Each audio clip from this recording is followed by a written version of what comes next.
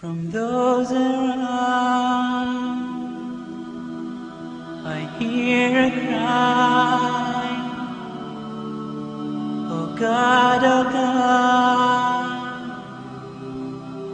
my eyes are blind.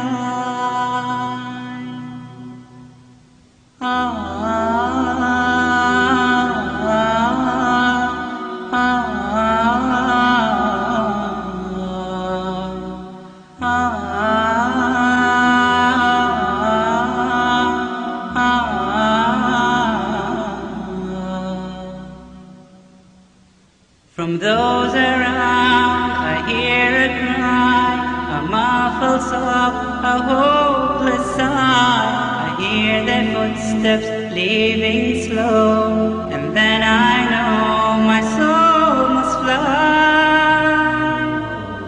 A chilly wind begins to blow within my soul from head to toe, and then last breath.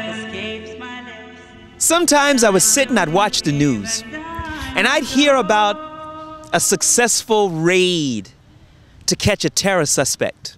Oh, it might be in this country, might be in that country. But sometimes you would hear how 10 people were killed in the raid, 15 people were killed in the raid, but people of good sound judgment and right-minded people should be happy and should be pleased with this successful raid in the war on terror. Well, then you get to thinking, what about the families of those innocent people that were killed in this quote-unquote raid? What about their stories? The fact that they don't support these raids, are they supporters of terror? You know, you never really hear their stories. I know I've heard many, countless stories about the victims of the attacks on September 11th, 2001, and I ask Allah to alleviate the sorrows of the families of those victims. Ameen. But what about the victims of the drone strikes? What about the family members of the victims of illegal detentions, illegal tortures, incarceration for extended periods of time without a trial? What about them? You know, I just never really hear their stories. I actually don't know why I don't hear their stories.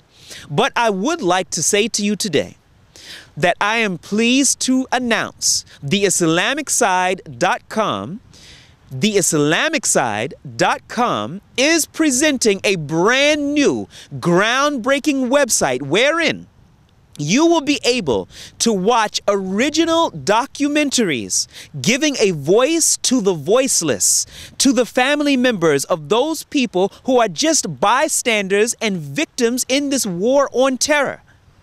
This is an opportunity for people who may live in Chicago, that's Barbara and Jimmy and Sue, to hear about the stories of Mustafa and Ahmed and Khadija and Fatima living in Pakistan or in Afghanistan or living in Egypt or wherever they might be, because this is an opportunity to establish a real dialogue. How can you care for a people if you do not know them? You don't know their stories. You don't know their wants. You don't know their desires. This is what we hope to achieve with theislamicside.com. Now, we also would like to announce our soon-to-be-released documentary of a man named Babar Ahmed. Now, this is a Muslim-born of Pakistani descent person who is incarcerated in the United Kingdom and has been for more than 7 years. And get this, he's yet to be charged with a crime.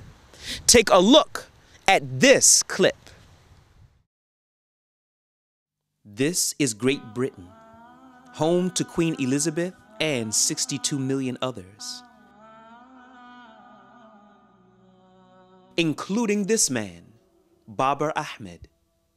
He was a bit quiet in the beginning, but he used to enjoy a good joke. He used to take part in different games and all that. In 2003, Babar Ahmed was arrested, severely beaten,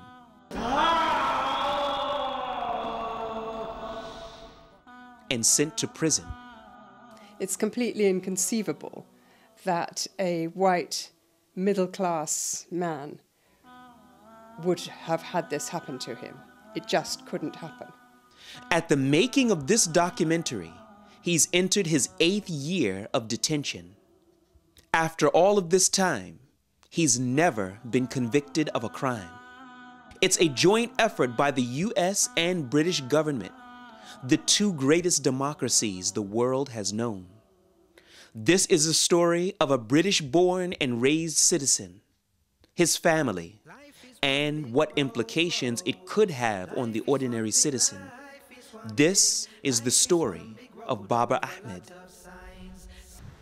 Again, this is theislamicside.com, and we want to invite all of those who may be watching and all of those who might not be watching, because you just might tell them about it, to help us and support us to launch successfully this website wherein you're going to see original documentaries, just as you just saw the clip for the Baba Ahmed story.